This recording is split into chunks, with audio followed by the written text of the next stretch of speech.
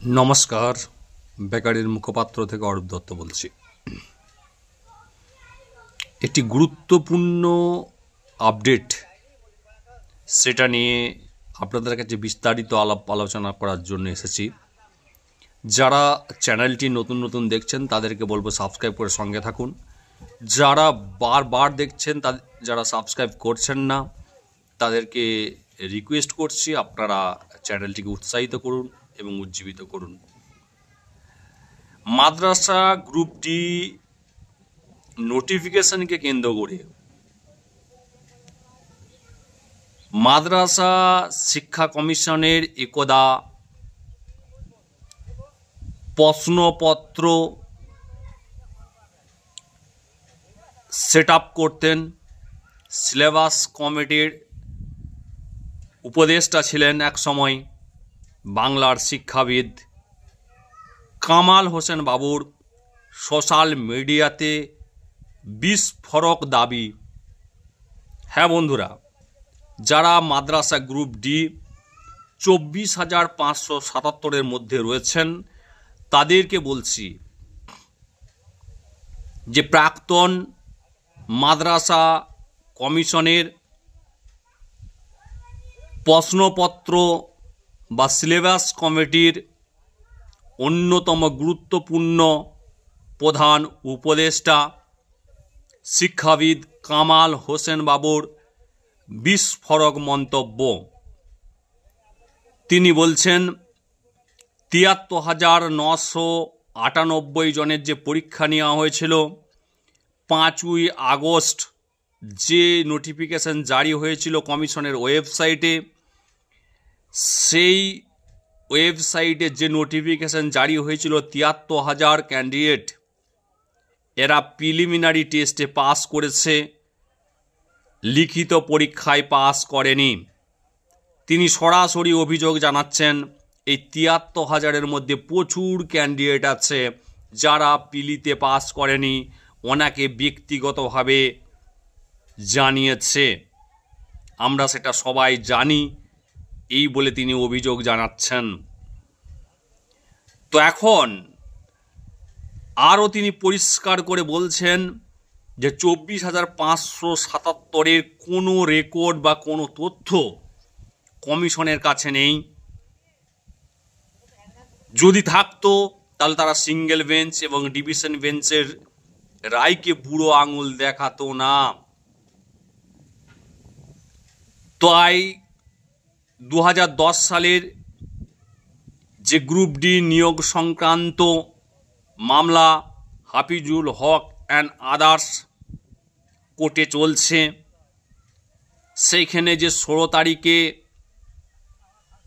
নতুন করে প্যানেল জমা দেওয়ার নির্দেশ দিয়েছে, রেজাল্ট জমা দেওয়ার নির্দেশ দিয়েছে, আমাদের সকলের নজর রয়েছে মাদ্রাসা সার্ভিস কমিশন নতুন কি প্যানেল কোর্টের সামনে প্রেজেন্টেশন করেন, বা যদি না পারেন তার পরিপ্রেক্ষিতে ওনারা কোর্টে এসে কি বলে মাননীয় বিচারপতি অমিতা সিনহার বেঞ্চে, সেটা খুবই ইন্টারেস্টিং।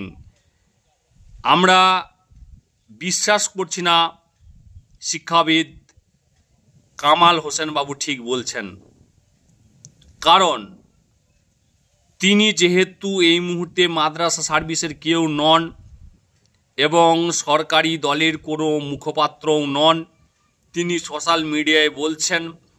তাই আমরা অ্যাজ এ গ্রুপ ডি 24,577 একজন প্রার্থী হিসাবে এটুকু আশা করি কামাল হোসেন বাবু ভুল বলছেন।